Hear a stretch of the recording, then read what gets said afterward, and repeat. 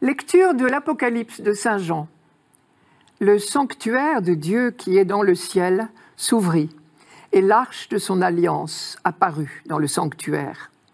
Un grand signe apparut dans le ciel, une femme ayant le soleil pour manteau, la lune sous les pieds, et sur la tête une couronne de 12 étoiles. Elle est enceinte, elle crie dans les douleurs et la torture d'un enfantement. Un autre signe apparut dans le ciel, un grand dragon rouge feu avec 7 têtes et 10 cornes, et sur chacune des 7 têtes un diadème. Sa queue, entraînant le tiers des étoiles du ciel, les précipita sur la terre. Le dragon vint se poster devant la femme qui allait enfanter, afin de dévorer l'enfant dès sa naissance. Or, elle mit au monde un fils, un enfant mâle, celui qui sera le berger de toutes les nations, les conduisant avec un sceptre de fer. L'enfant fut enlevé jusqu'auprès de Dieu et de son trône, et la femme s'enfuit au désert, où Dieu lui a préparé une place. Alors, j'entendis dans le ciel une voix forte qui proclamait « Maintenant, voici le salut, la puissance et le règne de notre Dieu. Voici le pouvoir de son Christ. » On sait que toute l'Apocalypse de Saint Jean est un message de victoire adressé à la jeune Église chrétienne qui est en pleine persécution. Et pour exprimer ce message de victoire, Saint Jean emploie de nombreuses images. Nous avons vu successivement l'Arche d'Alliance et 3 personnages, la femme, le dragon, puis le nouveau-né. Je reprends successivement ces images, l'une après l'autre. L'Arche d'Alliance, pour commencer, est un rappel de cette fameuse arche, le coffret de bois doré qui accompagnait le peuple pendant l'exode au Sinaï et qui rappelait sans cesse au peuple d'Israël l'alliance que Dieu avait conclue avec lui. À l'époque où Jean écrivait, il y avait des siècles que cette arche était perdue. Elle a disparu, on ne sait comment, au moment de l'exil à Babylone. Et l'on racontait que Jérémie l'avait mise à l'abri, en la cachant quelque part au mont Nebo, c'est dans le 2e livre des Maccabées. Et on croyait généralement qu'elle réapparaîtrait au moment de la venue du Messie. Or, Jean la voit réapparaître. Le sanctuaire de Dieu qui est dans le ciel s'ouvrit, et l'arche de son alliance apparut dans le sanctuaire. Pour lui, c'est le signe que la fin des temps est arrivée. L'alliance éternelle de Dieu avec l'humanité est enfin définitivement accomplie.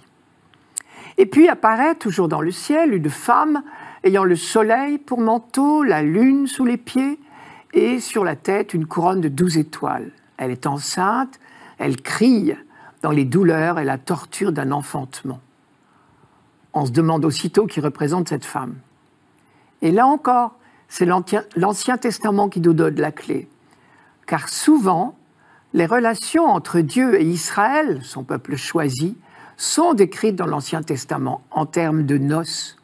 Le prophète Osée, par exemple, parlait des fiançailles de Dieu avec son peuple.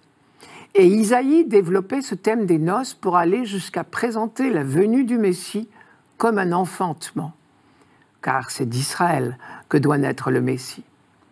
Dans cette ligne, la femme décrite dans l'Apocalypse désigne donc le peuple élu qui engendre le Messie. Enfantement ô combien douloureux pour les disciples du Christ qui sont affrontés à la persécution. Mais Jean vient leur dire justement, vous êtes en train d'enfanter l'humanité nouvelle. Le second personnage est le dragon, posté devant la femme afin de dévorer l'enfant dès sa naissance. C'est dire le combat des forces du mal contre le projet de Dieu. Pour les chrétiens persécutés auxquels s'adresse l'Apocalypse, le mot « dragon » n'est pas trop fort. Et la description impressionnante dit la violence à laquelle ils sont affrontés. Le dragon est énorme, rouge feu, avec 7 têtes et 10 cornes, et sur chaque tête un diadème. La tête et les cornes disent l'intelligence et la force, et le diadème désigne le pouvoir impérial. C'est dire sa réelle capacité de nuire. Et d'ailleurs, il parvient à balayer le tiers des étoiles du ciel et à les précipiter sur la terre. Mais justement, ce n'est que le tiers des étoiles. Ce n'est donc qu'un semblant de victoire. Et la suite du texte va nous dire que ce pouvoir du mal n'est que provisoire. Voici l'enfant maintenant. La femme mit au monde un fils, un enfant mâle, celui qui sera le berger de toutes les nations, les conduisant avec un sceptre de fer. Pour les lecteurs de Jean, il désigne évidemment le Messie. Car Jean fait allusion ici à une phrase du psaume 102 qui concernait le Messie. Je cite, « Le Seigneur m'a dit, tu es mon fils, moi aujourd'hui je t'ai engendré. Demande-moi, et je te donne les nations en héritage, en propriété les extrémités de la terre. Tu les écraseras avec un sceptre de fer. » Le terme de berger était également classique pour parler du Messie. L'image suivante, c'est celle de l'enlèvement de l'enfant auprès de Dieu et de son trône. Elle symbolise la résurrection du Christ. Là encore, c'était très clair pour les premiers chrétiens, qui étaient habitués à parler de lui comme le premier-né, désormais assis à la droite de Dieu. Mais son peuple, lui, demeure dans le monde, un monde difficile, mais où ils sont assurés de la protection de Dieu. Et c'est le sens du désert, qui est encore un rappel de l'Exode, au cours duquel Dieu n'a cessé de prendre soin de son peuple. Que les croyants se rassurent donc. Si le dragon a échoué dans le ciel, il ne peut réussir sur la terre. Aux premiers chrétiens, enfantant l'humanité nouvelle dans la douleur de la persécution, l'Apocalypse vient donc annoncer la victoire.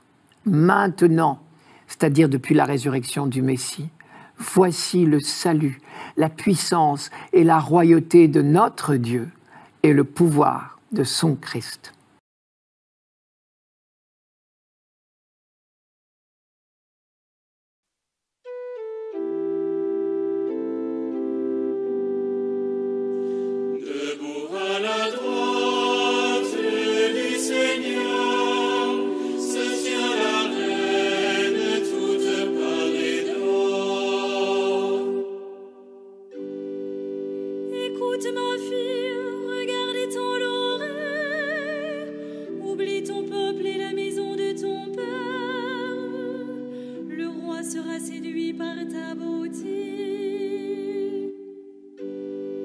Ton Seigneur, prosterne-toi devant lui. Alors les plus riches du peuple, chargés de présents, quêteront ton sourire. Debout à la droite du Seigneur, se tient la reine toute parée d'or. Fille de roi, elle est là dans sa gloire, vêtue d'étoffes d'or. On la conduit toute parée vers le roi. Des jeunes filles, ses compagnes, lui font cortège. On les conduit parmi les champs de fête. Elles entrent au palais du roi. Debout à la droite du Seigneur, se tient la reine toute parée d'or. Nous assistons à la cérémonie de mariage du roi de Jérusalem avec une jeune princesse étrangère. Fille de roi, elle est là dans sa gloire, vêtue d'étoffes d'or. On la conduit toute parée vers le roi.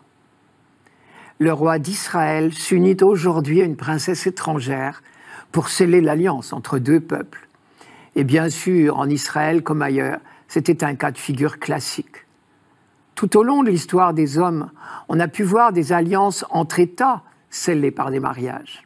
Mais la religion d'Israël étant l'alliance exclusive avec le Dieu unique, toute jeune fille étrangère devenant reine de Jérusalem devait accepter une contrainte particulière, celle d'épouser exactement la religion du roi.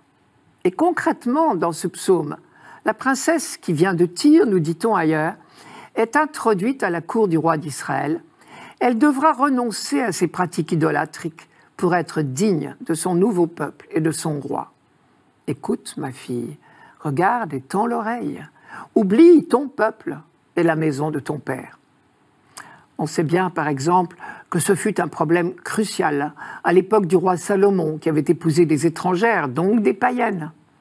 Puis plus tard, au temps du roi Akab et de la reine Jézabel, on se souvient du grand combat engagé par le prophète Élie contre les nombreux prêtres et prophètes de Baal que la reine Jézabel avait amenés avec elle à la cour de Samarie.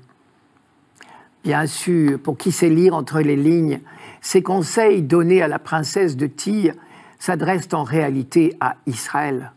L'époux royal décrit dans ce psaume n'est autre que Dieu lui-même. Et cette fille de roi, conduite toute parée vers son époux, c'est le peuple d'Israël, admis dans l'intimité de son Dieu. Une fois de plus, on est impressionné de l'audace des auteurs de l'Ancien Testament pour décrire la relation entre Dieu et son peuple, et à travers lui, avec toute l'humanité. C'est le prophète Osée qui, le premier, a comparé le peuple d'Israël à une épouse. Je cite, « Je vais la séduire, je la conduirai au désert et je parlerai à son cœur, et elle répondra, comme au temps de sa jeunesse, au jour où elle monta du pays d'Égypte. Et il adviendra en ces jours-là, oracle du Seigneur, que tu m'appelleras mon mari. » À sa suite, Jérémie, Ézéchiel, le 2e et le 3e Isaïe ont développé ce thème des noces entre Dieu et son peuple. Et on retrouve chez eux tout le vocabulaire des fiançailles et des noces, les noms tendres, la robe nuptiale, la couronne de mariée, la fidélité, par exemple. « Ainsi parle le Seigneur. Je te rappelle ton attachement du temps de ta jeunesse, ton amour de jeune marié. Tu me suivais au désert. » C'est Jérémie. Ou bien encore, de l'enthousiasme du fiancé pour sa promise. Ton Dieu sera enthousiasmé pour toi. C'est Isaïe. Quant au Cantique des Cantiques, long dialogue amoureux composé de 7 poèmes, nulle part il n'identifie les 2 amoureux qui s'y expriment. Mais les Juifs l'ont toujours compris comme le dialogue entre Dieu et son peuple. La preuve, c'est qu'ils le lisent tout spécialement pendant la célébration de la Pâque, la grande fête de l'alliance de Dieu avec Israël. Pour être précis d'ailleurs, ils le lisent au cours du sabbat qui a lieu pendant la semaine de la célébration de leur Pâque qui dure une semaine. Malheureusement, cette épouse trop humaine fut souvent infidèle, traduisait idolâtre. Et ces mêmes prophètes traiteront d'adultère les infidélités du peuple, c'est-à-dire ses retombées dans l'idolâtrie. Le vocabulaire alors parle de jalousie, adultère, et aussi de retrouvailles et de pardon, car Dieu lui est toujours fidèle. Isaïe, par exemple, parle des errements d'Israël en termes de déception amoureuse. C'est le fameux chant de la vigne. Je cite, « Je chanterai pour mon ami le chant du bien-aimé à sa vigne. Mon ami avait une vigne sur un coteau plantureux. Il en attendait de beaux raisins, mais elle en donna de mauvais. La vigne du Seigneur, c'est la maison d'Israël. Le plan qu'il chérissait, ce sont les hommes de Juda. Il en attendait le droit, et voici l'iniquité. » Et le prophète Osée, visant les cultes idolâtriques, traite Israël de prostituée. Mais sans cesse, Dieu promet la réconciliation. Ne crains pas, tu n'éprouveras plus de honte. Quand les montagnes feraient un écart et les collines seraient branlantes, mon amour loin de toi jamais ne s'écartera et mon alliance de paix jamais ne s'ébranlera, dit celui qui te manifeste sa tendresse, le Seigneur. On peut se demander pourquoi l'idolâtrie tient tant de place dans les discours des prophètes. Parce qu'il ne s'agit pas de noces humaines, justement, et que l'enjeu est très grave. Comme toujours, Israël sait bien que son élection n'est pas exclusive. Ce n'est que par sa fidélité à Dieu que le peuple élu pourra remplir sa vocation de témoin pour toutes les nations. Car en définitive, la Bible ose penser que c'est l'humanité tout entière que Dieu a demandé en mariage. Et comment l'humanité le saura-t-elle si personne ne le lui dit? Lorsque l'Église chrétienne célèbre l'Assomption de Marie et son introduction dans la gloire de Dieu, elle entrevoit déjà par avance l'entrée de l'humanité tout entière à sa suite dans l'intimité de son Dieu.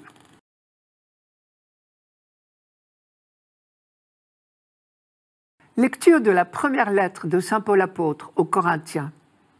Frères, le Christ est ressuscité d'entre les morts, lui premier ressuscité parmi ceux qui se sont endormis. Car la mort étant venue par un homme, c'est par un homme aussi que vient la résurrection des morts. En effet, de même que tous les hommes meurent en Adam, de même c'est dans le Christ que tous recevront la vie, mais chacun à son rang. En premier le Christ, et ensuite lors du retour du Christ, ceux qui lui appartiennent.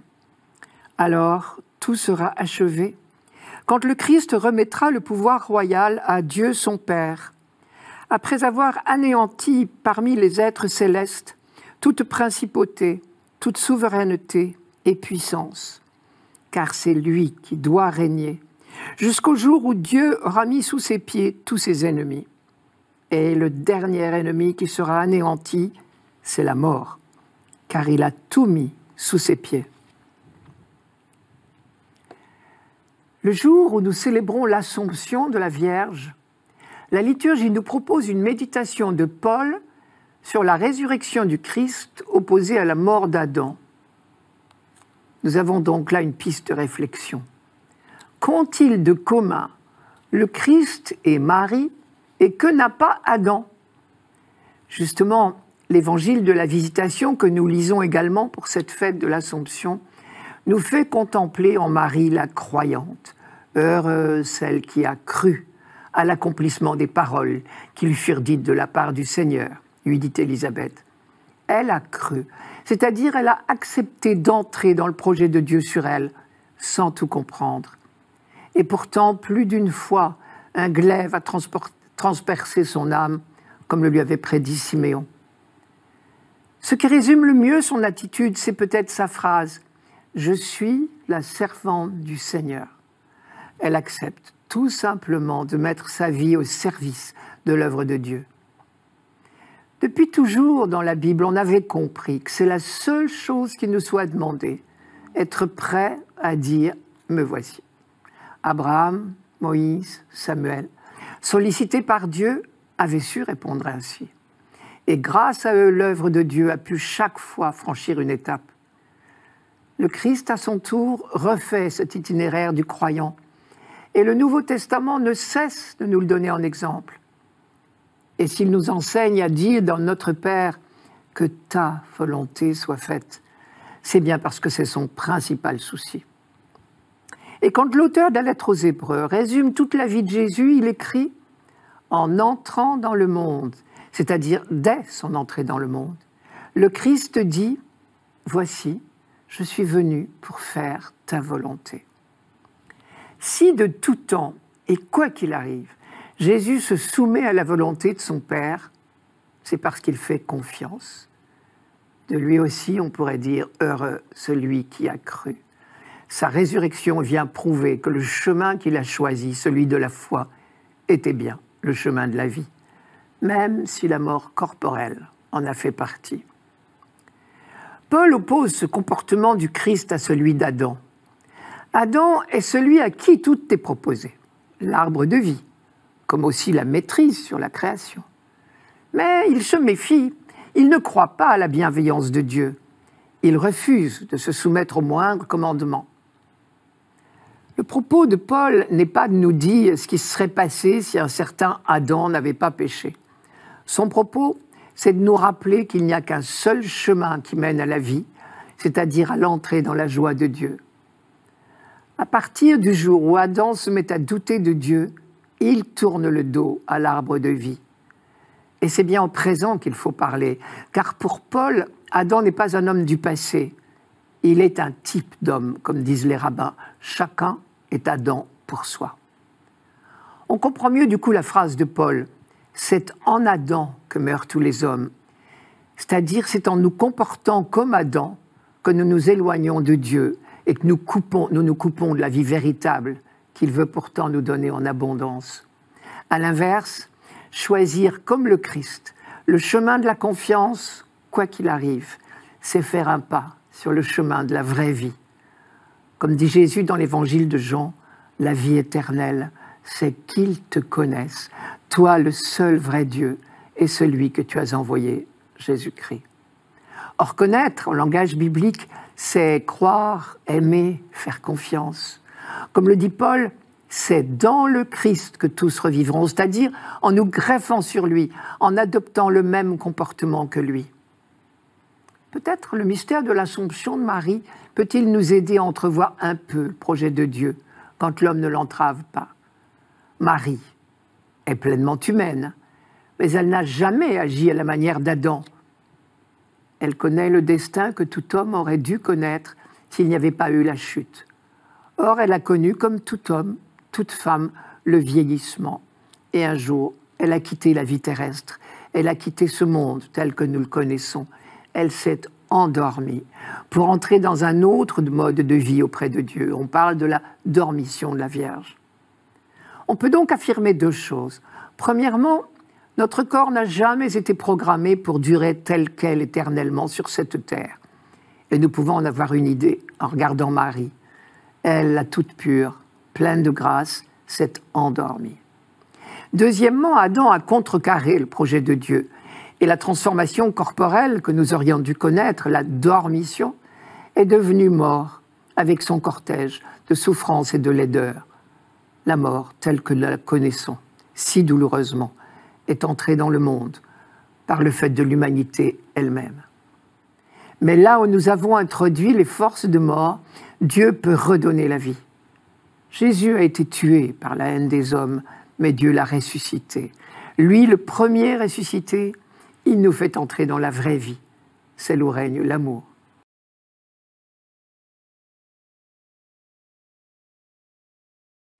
Évangile de Jésus-Christ selon saint Luc. En ces jours-là, Marie se mit en route et se rendit avec empressement vers la région montagneuse, dans une ville de Judée. Elle entra dans la maison de Zacharie et salua Élisabeth. Or, quand Élisabeth entendit la salutation de Marie, l'enfant tressaillit en elle. Alors, Élisabeth fut remplie d'Esprit Saint et s'écria d'une voix forte, « Tu es bénie entre toutes les femmes, et le fruit de tes entrailles est béni. D'où m'est-il donné que la mère de mon Seigneur vienne jusqu'à moi? Car lorsque tes paroles de salutation sont parvenues à mes oreilles, l'enfant a tressailli d'allégresse en moi. Heureuse celle qui a cru à l'accomplissement des paroles qui lui furent dites de la part du Seigneur. » Marie dit alors, « Mon âme exalte le Seigneur, exulte mon esprit en Dieu mon Sauveur. Il s'est penché sur son humble servante. Désormais, tous les âges me diront bienheureuse. Le Puissant fit pour moi des merveilles. Saint est son nom. Sa miséricorde s'étend d'âge en âge sur ceux qui le craignent. Déployant la force de son bras, il disperse les superbes. Il renverse les puissants de leur trône. Il élève les humbles. Il comble de bien les affamés, renvoie les riches les mains vides. Il relève Israël, son serviteur. Il se souvient de son amour, de la promesse faite à nos pères en faveur d'Abraham et sa descendance à jamais. Marie resta avec Élisabeth environ 3 mois, puis elle s'en retourna chez elle. Comment ai-je ce bonheur que la mère de mon Seigneur vienne jusqu'à moi? Cette phrase d'Élisabeth nous renvoie à un épisode de l'Ancien Testament, l'arrivée de l'Arche d'Alliance à Jérusalem. C'est dans le 2e livre de Samuel. Lorsque David se fut installé comme roi à Jérusalem, lorsqu'il eut un palais digne du roi d'Israël, il envisagea de faire monter l'Arche d'Alliance dans cette nouvelle capitale. Mais il était partagé entre la ferveur et la crainte. Il y eut donc une première étape dans la ferveur et la joie. Je cite, « David réunit toute l'élite d'Israël, 30 000 hommes. David se mit en route et partit, lui et tout le peuple qui était avec lui, pour faire monter l'arche de Dieu, sur laquelle a été prononcé un nom, le nom du Seigneur, le Tout-Puissant, siégeant sur les chérubins. On chargea l'arche de Dieu sur un chariot neuf. David et toute la maison d'Israël s'ébattaient devant le Seigneur au son de tous les instruments, des cithars, des harpes, des tambourins, des sistres et des cymbales. Mais là, se produisit un incident qui rappela à David qu'on ne met pas impunément la main sur Dieu. Un homme qui avait mis la main sur l'arche sans y être habilité mourut aussitôt. Alors chez David, la crainte l'emporta et il dit « Ah, comment l'arche du Seigneur pourrait-elle venir chez moi ?» Et du coup, le voyage s'arrêta là. David crut plus prudent de renoncer à son projet et il remit à l'arche dans la maison d'un certain Obed-Édom où elle resta 3 mois. Or, elle apporta le bonheur à cette maison. Voilà David rassuré. On vint dire au roi David « Le Seigneur a béni la maison de Obed-Édom et tout ce qui lui appartient à cause de l'arche de Dieu. » David partit alors et il fit monter l'arche de Dieu de la maison de Obed-Édom à la cité de David dans la joie. David tournoyait de toutes ses forces devant le Seigneur. David et toute la maison d'Israël faisaient monter l'arche du Seigneur parmi les ovations et au son du cor. On peut penser que Luc a été heureux d'accumuler dans le récit de la visitation des détails qui rappellent ce récit de la montée de l'arche à Jérusalem. Les 2 voyages, celui de l'arche, celui de Marie, se déroulent dans la même région, les collines de Judée. L'arche entre dans la maison d'Obed-Édom, elle y apporte le bonheur, c'est le 2e livre de Samuel. Marie entre dans la maison de Zacharie et Élisabeth et y apporte le bonheur. L'arche reste 3 mois dans la maison d'Obed-Édom, Marie restera 3 mois chez Élisabeth. Enfin, David dansait devant l'arche, le texte nous dit qu'il sautait et tournoyait. Et Luc note que Jean-Baptiste bondit de joie devant Marie qui porte l'enfant. Tout ceci n'est pas fortuit, évidemment. Luc nous donne de contempler en Marie la nouvelle arche d'alliance. Or, l'arche d'alliance était le signe de la présence de Dieu. Marie porte donc en elle, mystérieusement, cette présence de Dieu. Désormais, Dieu habite notre humanité. Le Verbe s'est fait chair et il a habité parmi nous, dira saint Jean. Tout ceci grâce à la foi de Marie. Élisabeth lui a dit « Heureuse celle qui a cru à l'accomplissement des paroles qui lui furent dites de la part du Seigneur. » En guise de réponse aux paroles d'Élisabeth, Marie entonne le Magnificat. Et une chose assez surprenante à propos du Magnificat, dans nos Bibles, à cette page de Saint Luc, on trouve dans la marge des quantités de références à d'autres textes bibliques. Et l'on peut reconnaître des bribes de plusieurs psaumes dans presque toutes les phrases du Magnificat. Ce qui veut dire que Marie n'a pas inventé les mots de sa prière. Pour exprimer son émerveillement devant l'action de Dieu, elle a tout simplement repris des phrases prononcées par ses ancêtres dans la foi. Il y a là déjà une double leçon. D'humilité d'abord, spontanément, pourtant mise devant une situation d'exception. Marie reprend tout simplement les expressions de la prière de son peuple. De sens communautaire ensuite, on dirait aujourd'hui de sens de l'Église, car aucune des citations bibliques reprises dans le Magnificat n'a un caractère individualiste. Elle concerne toujours le peuple tout entier. C'est l'une des grandes caractéristiques de la prière juive et maintenant de la prière chrétienne. Le croyant n'oublie jamais qu'il fait partie d'un peuple et que toute vocation, loin de le mettre à l'écart, le met au service de ce peuple.